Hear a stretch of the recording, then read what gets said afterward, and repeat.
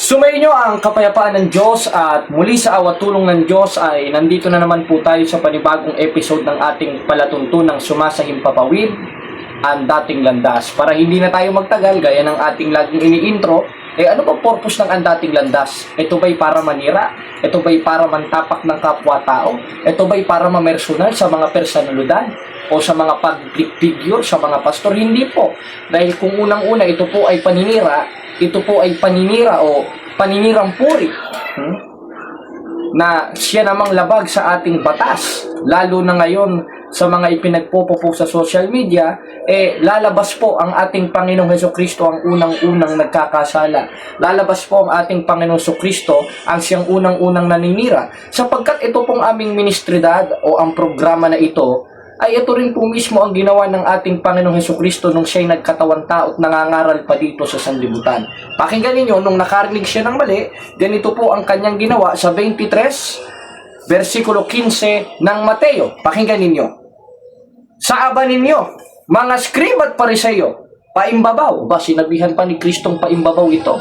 Alin? Yung mga iskrib at pariseyo. Bakit po niya sinabihan ng ganun? May kasalanan ba sa kanya iskrib at pariseyo? May mali bang ginawa ang mga iskrib at pariseyo? Wala na bang pag-ibig si Kristo? Hindi na ba sinusunod ni Kristo ang 544 o Book of Matthew na love your enemies? Pakinggan ninyo. Sa aba ninyo, mga iskrib at pariseyo, mga paimbabaw. Aba, paimbabaw pala yung mga iskrib at pariseyo. Hindi na ako katakataka na yung nararamdaman ni Kristo nung siya'y nakakita ng iskrib at pariseyo ay nararamdaman rin naming mga Catholic faith defender sa panahon ngayon. Bakit po? Sapagkat yung mga iskrib at pariseyo pong sinasabi sa Biblia na mga paimbabaw, yan rin po yung mga pastor sa panahon ngayon na mga paimbabaw. Bait-baitan pag nakaharap, pero pag nakatalikod, tsaka sasakmalin. At hindi nakatakataka sapagkat ito naman po'y pinagpapauna ni Apostol Pablo sa 4:17 ng Galacia. Pakinggan ninyo. Sapagkat may magmamalasakit sa inyo. Aba, meron palang magmamalasakit. O pakinggan ninyo mga kapatid sa hindi mabuting akala. Meron palang mga magmamalasakit. Meron palang mga magbabait-baitan. Sumanib ka sa amin. Masaya sa aming church. Pumunta ka sa amin. Nararamdaman ko ang presence of Christ. Loko-loko. Bakit?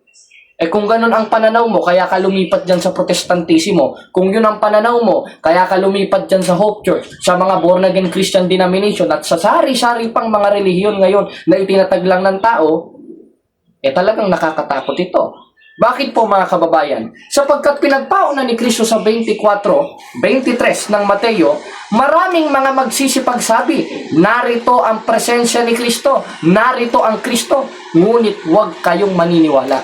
Bakit? Sapagkat maraming magsisilitaw na mga bulaang propeta at mga bulaang Kristo. Yun po palang pagpapaalaala ni Kristo sa panahon ngayon. At yung mga bulaang propeta po pala sa panahon ngayon, yung pala yung mga plastic. Yung pala yung mga paimbabaw. Kaya naiintindihan ko o naming mga Catholic faith defender o mga Catholic crusade ministry kung bakit gano'n na lang nagalit si Kristo. Kaya gano'n rin kami nagagalit. Bakit? Si Kristo ka ba? Hindi po kami si Kristo. Pero, ang sabi po sa Filipos 2:5-8, pakinggan ninyo, ganito po ang ating matutunghayan. Magkaroon kayo sa inyo ng pag-iisip na ito'y na kay Kristo Jesus din naman. Ibig sabihin, ang utos po pala, magkaroon ng kaisipan na gaya ng sa ating Panginoong Hesukristo. Hindi pala gaya sa mga pastor ng demonyo. Hindi pala gaya sa mga mangangaral ngayon na impacto. Bakit? Dahil ang sabi, magkaroon ng pag-iisip na gaya ng kay Kristo. Ito po ay referred sa binasa nating talata na unang-una sa 23:15 ng Mateo na mismong Panginoong Hesukristo natin pumuna ng mali, nakipagbaka, nakipagdiskusyon. Kaya kahit hindi kami si Kristo, ang utos po ng ating Panginoong Hesukristo na ipinasulot kay Apostol Pablo, magkaroon ng pag-iisip gaya ng sa ating Panginoong Hesukristo na kung paanong si Kristo nagalit sa mali, pumuna ng mali, diniskusyon niya, dinebate niya, gayon rin ang aming tungkuling mga depensor Katoliko. At sana lahat rin po ng Katoliko upang wala pong maloko itong mga pastor na ito na nagmamalasakit sa hindi mabuting akala. Paninira po ba ito? Hindi. Sapagkat ito po yung tunay na pakahulugan o konteksto ng pag-ibig na itinuturo po ng ating Panginoong Hesukristo sa 12:9 ng Roma. Pakinggan ninyo. Ang pag-ibig ay walang maging pagpapaimbabaw, kapuotan ninyong masama. Ibig sabihin, utos pala, kapuotan ng masama, kagalitan ng masama, Pag maling aral punahin mo, at yan po ang ginagawa ng ating programa. Kaya hindi po konsiderado na ito ay paninira, pang-bluff, paninirang puri sa tao, paninirang puri sa mga personalidad, sa mga pastor, hindi po. Sapagkat ang inaatake natin yung kanilang maling aral na siya namang gampanin ng mga apostoles sa 2 Korinto 14 hanggang 5. Kaya never po nanira ang ministry na ito. Kahit sa mga debate natin, mapapanood ninyo, wala tayong pinersonal sa ating debate. Kung meron man, kami na po ang humihingi ng kapatawaran dahil naikumpisal naman namin ito sa Diyos ng buong puso na may pagsisisi. Ngayon, meron tayong nakitang video ulit ng pastor ng Hope Church na meron siyang sinasabi, talagang hindi niya naintindihan yung word na relihiyon. Bakit ko po sinabi yon? Dahil sabi nga sa 56:11 hanggang 12 ng Isayas, yung mga pastor talaga, basahin natin, mas mabuti. Biblia ito ano bang sabi?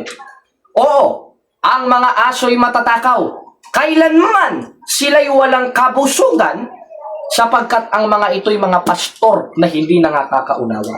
Kaya, hindi na ako nagtataka kung bakit hindi na nauunawaan ito, mga kapatid, mga kababayan, sapagkat yung pala ang sinasabi sa Biblia na mga pastor na hindi nakakaunawa. Kaya, meron siyang sinabi, itong pastor ng Hope Church, hindi na lang natin siya papangalanan, ito naman ay nakapublic, kaya may kalayaan tayo bilang gumagamit ng Meta, gumagamit ng YouTube, at bilang Kristiyano sa 5:13 ng Galacia na i-debunk itong kanyang maling aral na itinuturo sa mga tao upang walang maligaw, sapagkat ito po ang pananaw naming mga apolohetiko. Pakinggan ninyo ang pastor ng Hope Church patungkol sa kanyang pangangaral na mali daw ang relihiyon o ginamit daw ni Satanas ang relihiyon. Pakinggan ninyo. Ulitin ko, ang relihiyon na walang magagawa. Ang relihiyon ay ginamit ni Satanas thousands of years upang dayain ang mga tao. So don't trust religion. Isa lang ang pwedeng pagkatiwalaan. Napakinggan natin yung pastor ng Hope Church na talagang very powerful po ang kanyang pagsasalita patungkol sa kanyang mga miyembro. Nakala mo talaga totoo ang kanyang sinasabi at pinangangaral. Ito naman ay ginagaransya naming mali.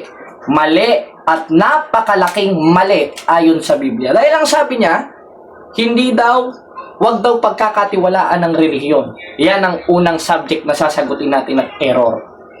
Theologically speaking, and biblically speaking, and doctrinally speaking. Ngayon, ang sabi niya, don't trust religion o huwag magtitiwala sa relihiyon. Ito ba ay tama? Una, kung sa konteksto ng Biblia, mali. Bakit? Kailangan muna natin maintindihan kung anong pakahulugan ng word na relihiyon. Kasi maraming mga pastor na hindi talaga nauunawaan ito. Maraming mga personalidad na hindi talaga nauunawaan yung word na relihiyon. Ngayon, gagamit po tayo ng Greek o yung original scriptures na siyang originated, translated in New Testament. Kaya meron tayong Greek interlineal na hawak ngayon. Baka si pastor wala, baka hindi siya marunong magbasa o kayo kanyang mga miyembro, tuturuan ko po kayo. Ngayon, sa 4, versikulo 24 ng 1, dito po sa Greek interlineal, ang mababasa po natin dito na katumbas ng word na pagsamba sa espiritu at katotohanan, yung word na pagsamba po dito is to worship the God in truth and spirit, sa Greek po ay triskia. Yan po, take note mga kapatid, mga kababayan. Ang sabi niya, huwag pagkatiwalaan ang relihiyon. Mali. Bakit? Dahil ang word na relihiyon sa Greek referred sa tunay na pagsamba sa Diyos na nangangahulugan sa original translation na triskia. O sa malalim na wika sa Griego, leregare. Ibig sabihin, ang pakahulugan pala ng salitang relihiyon sa New Testament, sa 4:24 o Book of John, is leregare, na nangangahulugan na pagsamba, to worship. Sasabihin niya, brother and sisters, in Christ, Brother JB, nandito si kapatid sa JB sa studio, paano yon? Sasabihin niya, don't trust religion. Ang word na religion, katumbas sa Grego, sa original translation ng Biblia, sa pagsamba. May pagsamba ba sila? Meron. Don't trust religion. Ang kahulugan po sa New Testament ng religion, sa Greek interlineal, kung saan originated, translated, ang New Testament ay pagsamba. Bakit kayo mayroong pagsamba? Pwede ba kayo? Ikaw, pastor, hinahamon kita. O kung don't trust religion, at ito'y ginamit ni Satanas, pwede ba kayong mawalan ng worship service sa isang buwan? Isang buwan, kaya nyo ba nang wala kayong pagkakatipon? Kaya nyo ba na hindi kayo sasamba ng isang buwan? Kasi pagtitiwala na yan kay Kristo. Na siyang kahulugan ng word na relihiyon sa New Testament na leregare o treskia. O dyan na ngayon magkakaroon ng kontradiksyon pag pinagsama natin yung sinabi ng pastor ng Hope Church sa sinasabi ng mga apostoles, lalo na sa kanilang mga original na wika o sa original na pagkakasali ng Biblia. Sasabihin nila, don't trust religion. Oh, fine. That is true. Totoo yan. Don't trust religion. Huwag pagkatiwalaan ng relihiyon. Ano bang kahulugan ng relihiyon? Sa 4.24 ng 1, ang katumbas po nito ay pagsamba. Take note na ang kahulugan ng pagsamba ay religare, treskia. Kanino referred ang pagsamba? Sa Diyos. Sino ang Diyos? Si Kristo. Paano tinanggap si Kristo? Sa pamamagitan ng pagsampalataya sa Kanya. Sa papaanong paraan? 3.18 ng unang 1 sa pamamagitan ng gawa't katotohanan. Yung gawa na ito, hindi ito yung gawa na sinasabi sa 2.8 verse 9 of Ephesians na maipagmamapuri mo lang. Yung gawa na tinutukoy dito, yung sinasabi sa versikulo 10, na tayo'y kanyang gawa na nilalang kay Kristo Jesus para dun sa mabubuting gawa na yon. At yung mabuting gawa na yon, isa sa manifestasyon nun, yung pagsamba kay Kristo na nangangahulugang relihiyon o religare sa Greek. Don't trust pala. Ba't kayo sumasamba kay Kristo? Hindi naman pala kailangan na ito'y ginamit ni Satanas. Bakit kayo sumasamba kay Kristo? Bakit kayo merong worship service? Hindi na pala kailangan. O pakinggan niyo ulit siya. Ulitin ko, ang religion na walang magagawa. Ang relihiyon ay ginamit ni Satanas thousands of years upang dayain ang mga tao. So don't trust religion. Isa lang ang pwedeng pagkatiwala. O yun ang sabi niya, don't trust religion. Ngayon, kung sa pamantayan ng Biblia at sa aral ng ating Panginoon Jesucristo, tama ba ang kanyang sinabi? Narinig nyo naman kanina, sa kanyang huling sinabi, don't trust religion. Tama ba? Mali. Dahil ang kahulugan ng relihiyon sa Greek interlineal o sa original na Biblia, istreskia na nangangahulugang pagsamba na referado na sa pagsamba sa tunay na Diyos at tagapagligtas na naparito sa 5.20 ng unang 1, walang iba kundi sa ating Panginoon Jesucristo. Kaya doon pa lang po mga kapatid, mga kababayan, sa kanyang unang sinabi na don't trust religion, busted yan. O diba? O kaya yung mga miyembro ng Hope Church, makinig kayong mabuti. Buksan ninyo ang utak ninyo. Para kasing sarado 4.4 ng ikalawang Korinto. Anong sabi ni Apostol Pablo? Meron talagang mga binulag ng Diyos ng sanglibutan. Buksan nyo lang yung utak ninyo. Tanggalin nyo yung galit ninyo sa simbahang katoliko na itinanim sa inyo ng mga tagapangaral ninyo. Maiintindihan nyo ito. Tingnan nyo si kapatid na Kirby. Kaanib ninyo, pero bumalik sa simbahang katoliko. Ngayon, dito naman tayo sa objection 2. Ano po yung objection 2? Maganda, ulitin-ulit natin ang video ni Pastor. Pakinggan niyo. Pili ka. Ulitin ko, ang religion na walang magagawa. Ang religion ay ginamit ni Satanas thousands of years upang dayain ang mga tao. So don't trust religion. Isa lang ang pwedeng pagkatiwalaan, ang Diyos at ang ginawa ng kanyang bugtong na anak sa krus ng Kalbaryo. Ayan, narinig natin yung pastor ng Hope Church. Anong sabi niya? Ito, inuna ko lang ito.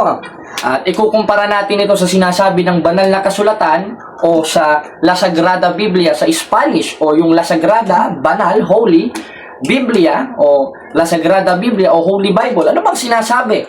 Tama ba yung kanyang sinabi na ang relihiyon ay walang magagawa? Kanina, sinabi natin mga kapatid, mga kababayan, kung inyong natatandaan po, na yung word na relihiyon referred sa pagsamba. Tanong, ano pa yung pagsamba na referado sa tunay na pagsampalataya sa ating Panginoong Jesucristo? Tunay ba na walang magagawa ito? Ayan po ang ating pag-aaralan. Tingnan nyo, makinig kayo, i-notes ninyo ito. Alam kong mahilig mag-notes ang mga miyembro ng Hope Church. Huwag kayong maging bobo, Huwag kayong maging tanga sa pananampalataya. Maging matalino kayo. Ba't ba kayo nandyan? Nagpapagenggeng lang ba kayo? Ano bang ginagawa nyo dyan? Mga kabataan pa man din kayo. Nagpapagenggeng ba kayo? Nagpapaano ba kayo? Etc. Nagpapaganda lang ba kayo dyan? Nagbabanal-banalan? Pakinggan nyo itong doktrina ng ating Panginoon Jesucristo. Ano bang sinasabi? Tama ba yung sinabi ng puno nila o pastor nila na ang relihiyon ay walang magagawa? Sa pamantayan po ng Biblia o sa aral ng ating Panginoon Jesucristo, busted na naman yan.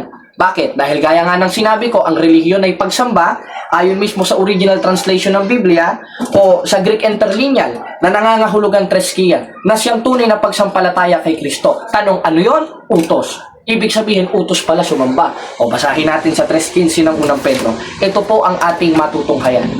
Na inyong sambahin si Kristong Panginoon sa inyong buong puso. Ibig sabihin, ayon pala sa Biblia, mga kapatid, mga kababayan, utos palang sumamba. Alin ang utos? Sumamba. Anong ibig sabihin ng pagsamba sa mga orihinal na salin ng Biblia? Treskia. Anong ibig sabihin ng treskia? Relihiyon. Leregar. Ibig sabihin, ang katumbas pala ng pagsamba, gaya ng ating sinabi, ay relihiyon. Utos ba? Utos. Ngayong utos, ano-ano ba ang mga mapapakinabang na itong relihiyon na ito na siyang utos ng ating Panginoon Kristo na nangangahulog ang pagsamba?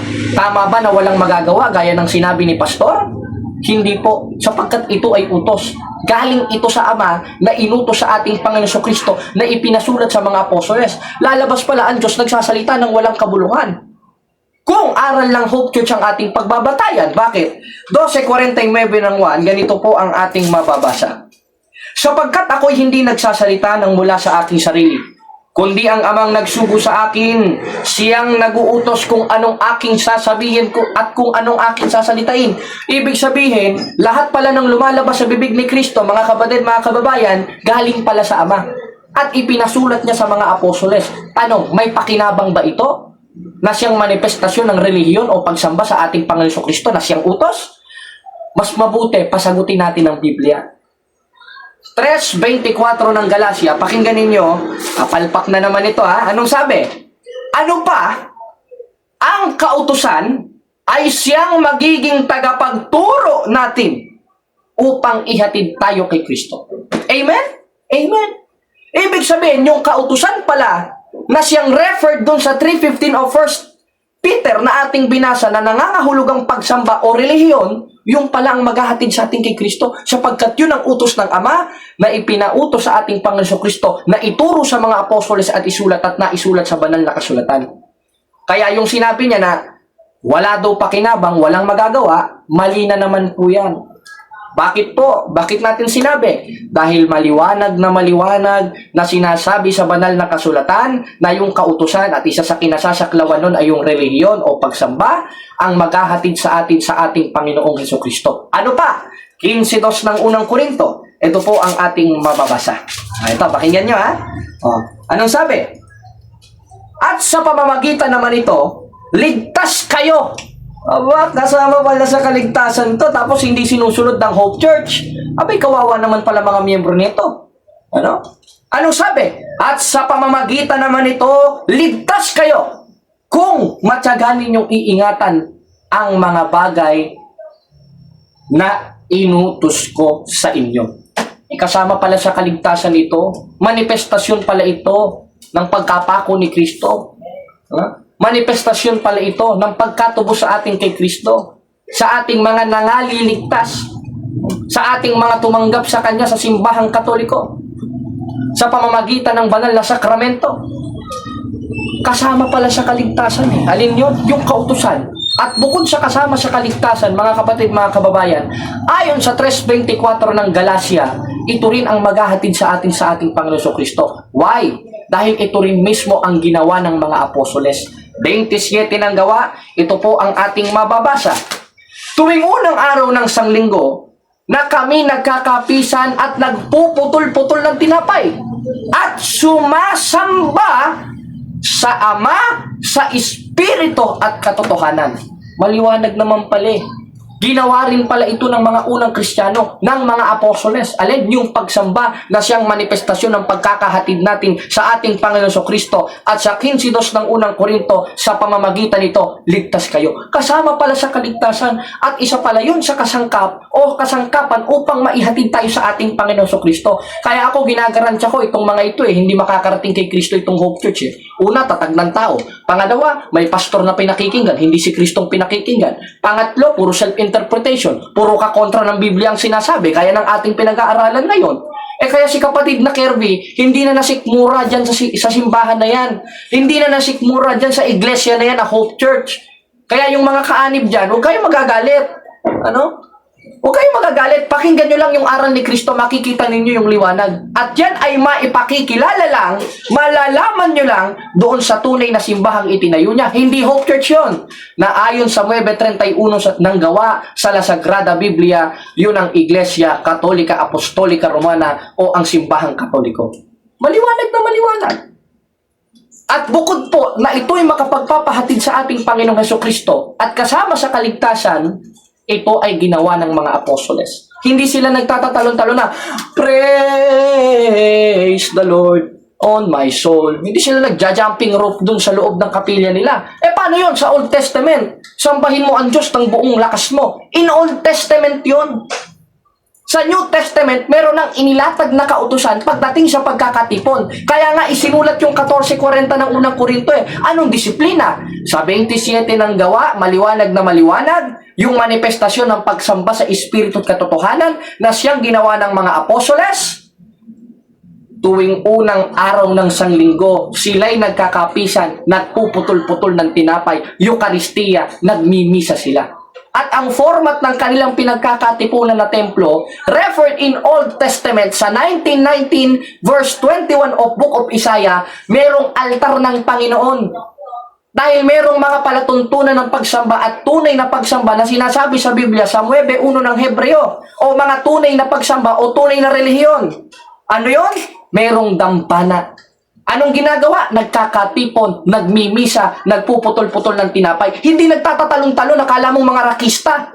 Kala mo mga tipaklong sa kanilang mga simbahan tong mga loko-loko na ito.